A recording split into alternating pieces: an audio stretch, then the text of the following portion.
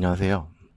요즘 문제가 되고 있는 그 윤석열 대통령의 킬링 문제? 아무튼 그 킬링 문제 그것과 맞물려서 요즘 사교육 시장이 많이 문제가 되고 있다고 그 언론에 많이 오르내리는데 하고 싶은 얘기가 좀 있어서 이렇게 올리게 되었습니다. 참고로 저는 학원가에서 일을 하고 있어요. 학원 업계에서 일을 하고 있고요. 국어는 아닙니다. 근데 요즘에 킬링 문제 그게 이제 국어에서 많이 문제가 되는 것 같은데 일단 그 말을 하기에 앞서서 요즘 학원업에 요즘 학원가의 현실 이거에 대해서 조금 이제 먼저 얘기를 해볼게요. 요즘 학원들 문제가 뭐냐면은 기본적으로 국영수 다 보내시는 부모님들도 있고 대충 평균적으로 2과목 정도는 보내요. 자금은 1과목 아예 안 보내는 부모님들은 거의 없다고 봐야지 돼. 이제 그런 분들은 내가 무시하고 그런 게 아니라 이제 사교육 자체를 그럼 경제적 문제에서도 그렇고 본인의 부모님들 소신에 의해서도 그렇고 각자의 생각으로서 이제 자식들을 학원에 안 보내는 거지.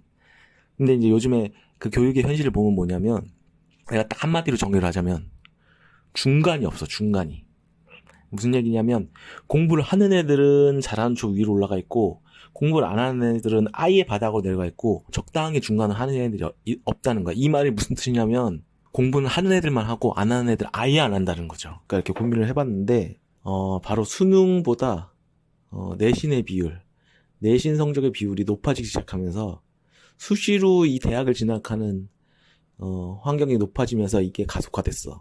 왜냐하면 예전에는 수능을 보면 고등학교 올라가면서부터 1학년 때 시동 걸어서 2학년 때 빡세게 하고 3학년 때 딱 결실을 맺는 이런 구조였단 말이지. 내신 비중이 커지면서 1, 2, 3학년 다 열심히 해야지 돼. 근데 1학년을 놓쳤어?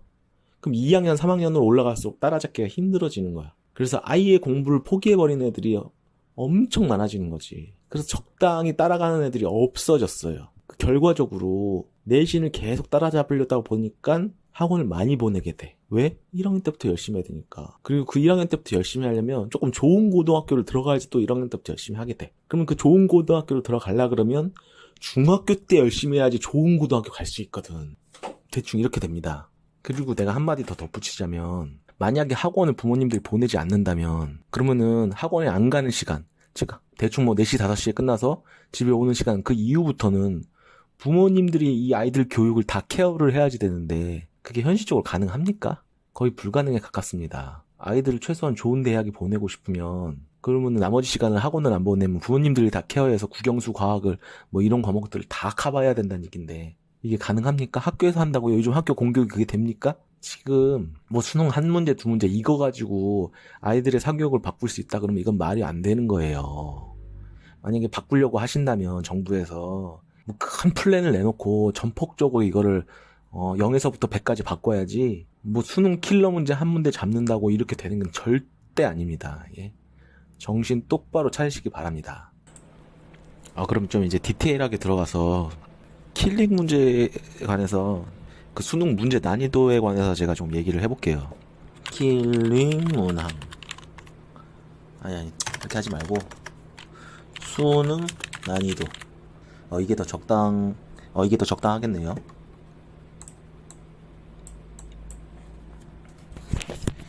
이 수능 난이도에 대해서 얘기인데 지금 영어는 절대평가고 다른 과목은 상대평가로 들어가죠.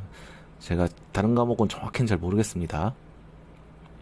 근데 어쨌든 이 교과서에서 문제가 출제되지 않았다고 해서 이게 이제 문제가 되는 것 같은데 애초에 수능 자체가 교과서에 100% 나온다는 거 사실 조금 말이 안 되는 문제예요. 왜냐하면 수능이라는 거는 그 종합적인 사고를 바탕으로 문제를 풀어내는 능력을 기르는 게 수학 능력 시험인데 말 그대로 수학 능력 시험이죠. 수학 능력 시험.